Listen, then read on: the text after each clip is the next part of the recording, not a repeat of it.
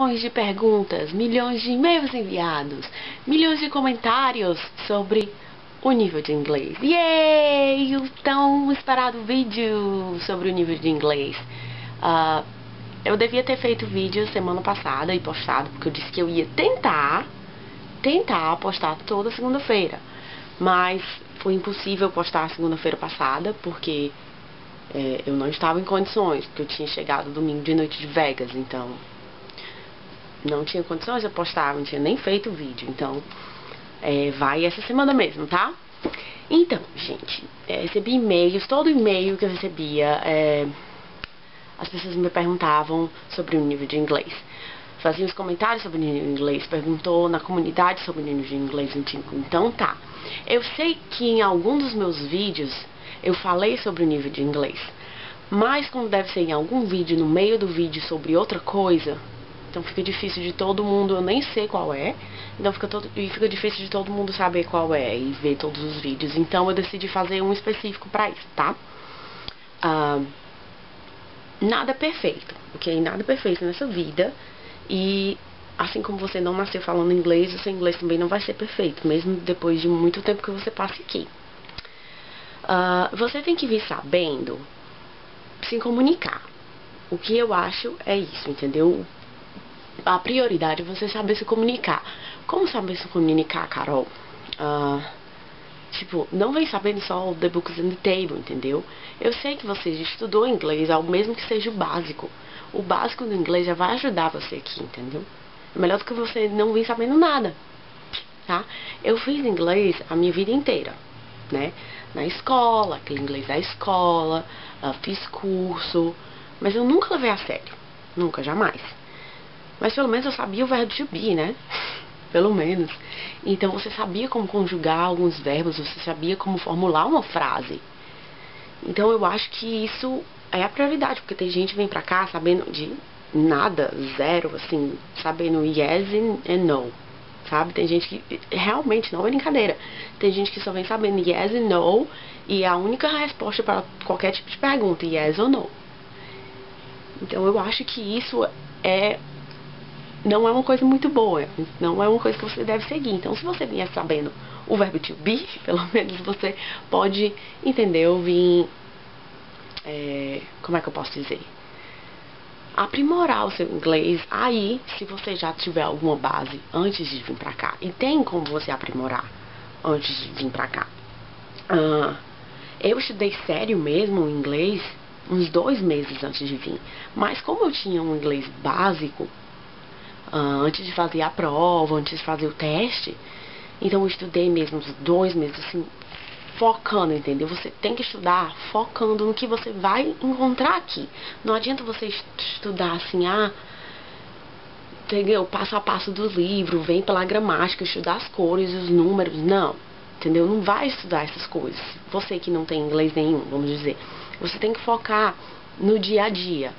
Como fazer perguntas, entendeu? Como você expressar suas emoções, as perguntas e as palavras básicas, as expressões. Tem coisas na internet que você, tipo, aprender o inglês rápido, aqueles cursos de inglês rápido, é melhor do que você não ter nada, entendeu? Eu sou a favor disso, é melhor do que você não ter nada, e principalmente você que tá perto de vir e acha que o seu inglês não tá bom. Eu, quando tava perto de mim, meu inglês não era bom, entendeu? Por isso que eu tava vindo pra cá. Se meu inglês fosse bom, eu não viria pra cá. Não viria. Mas tem aqueles cursos rápidos na internet, tem toda e qualquer forma de você aprimorar o seu inglês. Então você tem que ir atrás disso, certo?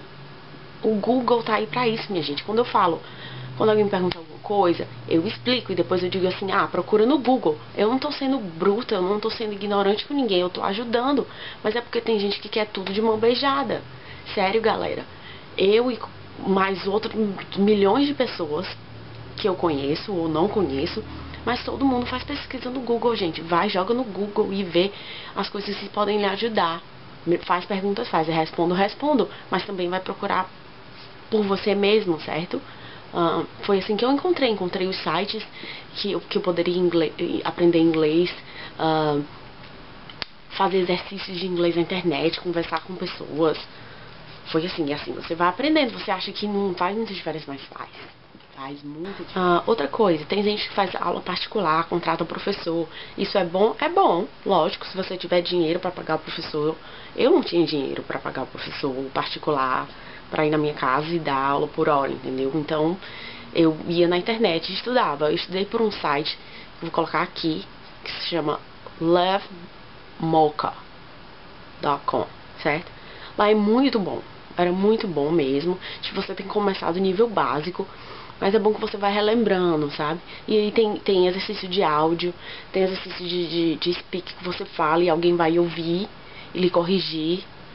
Exercício de texto, ele manda você escrever sobre alguma coisa, alguém vai ler aquilo ali, vai lhe corrigir, vai mandar o feedback pra você, entendeu? Então é muito bom.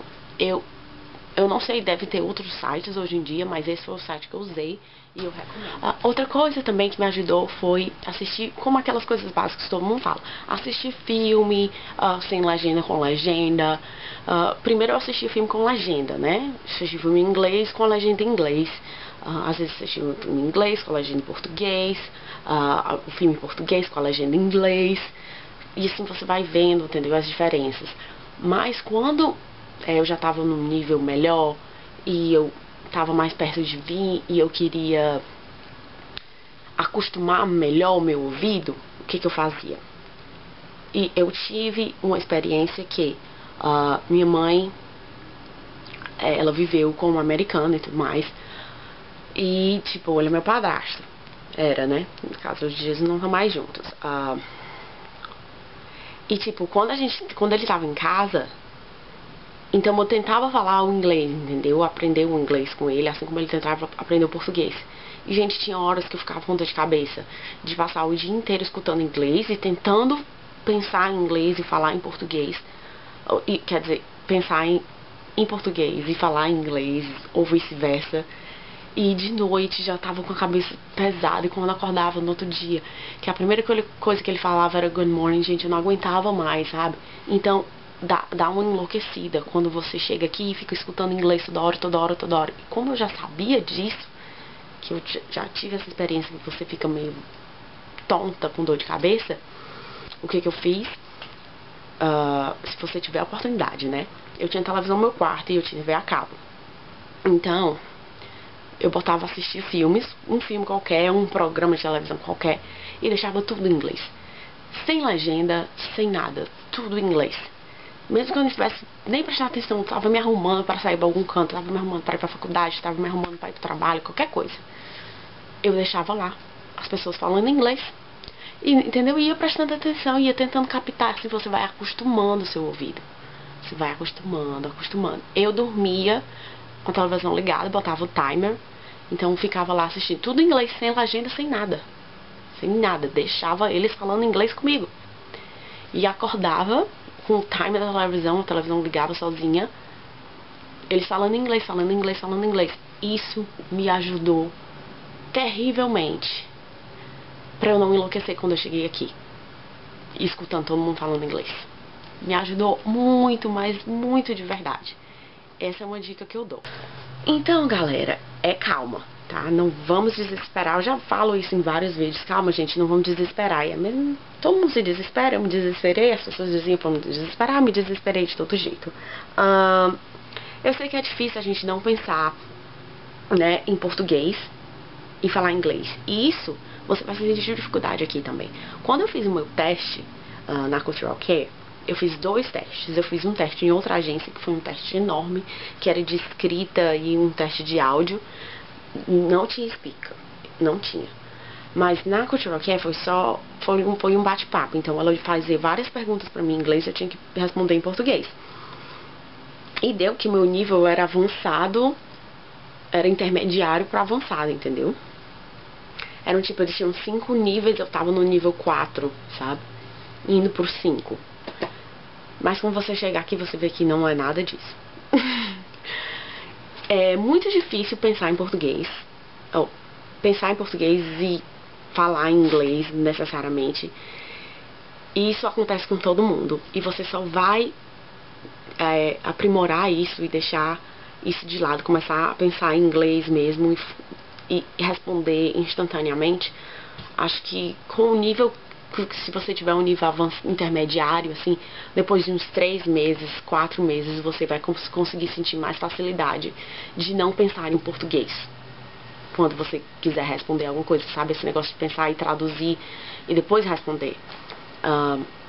Demora um pouquinho, uns 3, 4 meses. Na minha opinião, foi isso pra mim e de outras pessoas que me falam também. Normalmente é isso. E outra coisa, é não ter medo de errar. Você vem e não tem medo de errar, tá? Fala mesmo, pergunta. Minha família tem muita calma, tinha muita calma, eles me corrigiam. Eu pedia pra eles me corrigir se eu estivesse falando alguma coisa errada. Perguntavam como eram as coisas no passado, que eu tinha muita dificuldade de falar coisas no passado. Né? Porque tem algumas palavras que mudam no passado. Então eu dizia, como é que fala isso no passado? E assim, foi assim que eu fui aprendendo. As minhas crianças me ajudaram muito também. A menina que fala pelos cotovelos, assim como eu. Então ela me ajuda muito e ela me corrige na pronúncia das palavras. Por exemplo, você está lendo livro para a criança e aí a criança se fala a palavra errada, né? E ela me corrigia a pronúncia. Então você não pode ter medo de errar. O problema é você travar porque você tem medo de errar, mas você tem que botar na sua cabeça que você está vindo aqui para aprender o bendito do inglês. Então você não pode ter medo de errar, tá? Mas eu não sei falar nada de inglês. Vai ter que dar um jeito, né? Porque você vai ter que se comunicar.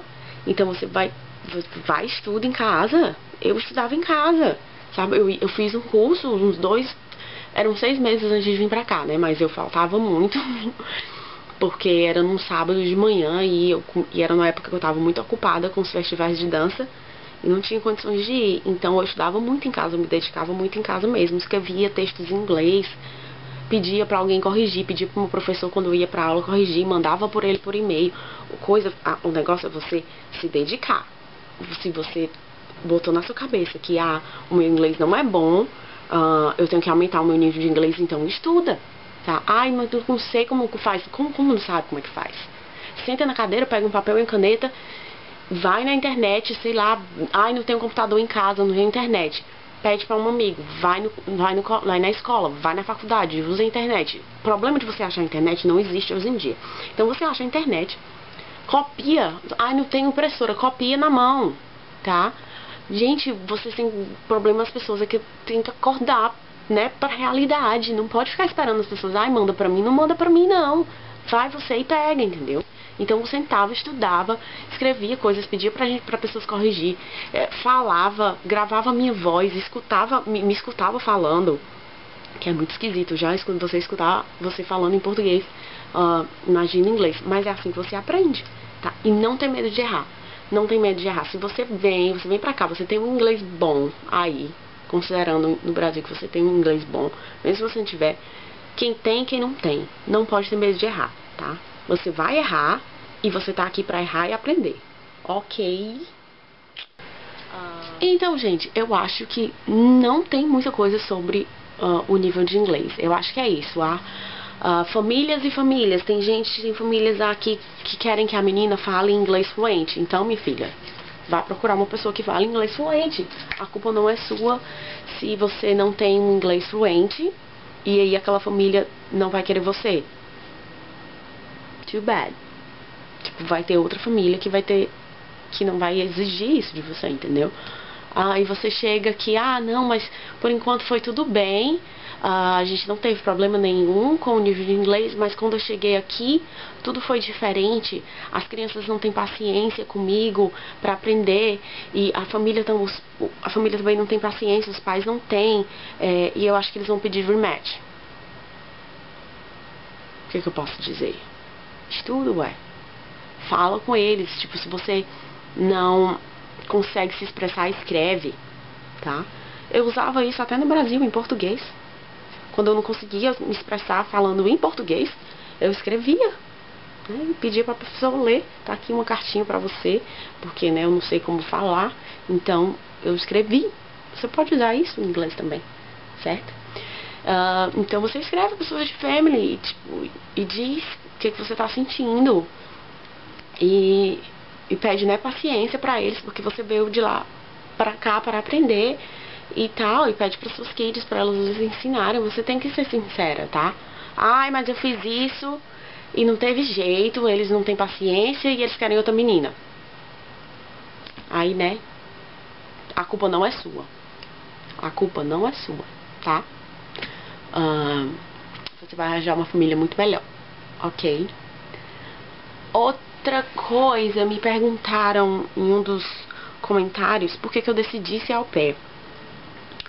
Por que eu decidi ser au pair? Porque eu tinha objetivos na minha vida. Quando eu estava no Brasil, eu estudava publicidade e propaganda. Eu estudo ainda, estou voltando pra terminar, falta só um ano. E quando eu comecei, faltava só um ano, então eu comecei a procurar, né, estágio, emprego, essas coisas. E tava muito difícil, porque todo estágio que eu ia, as pessoas diziam que eu não era qualificada, que eu não tinha inglês, porque eu quero trabalhar com produção, entendeu? Sendo produtora, essas coisas, e com eventos, então você tem que saber línguas. Eu sabia o inglês, mas o meu inglês não era suficiente, sabe? O meu inglês não era suficiente, eu não era qualificada, eu não tinha cursos especiais, blá blá blá blá blá blá. Aí eu quero saber de uma coisa?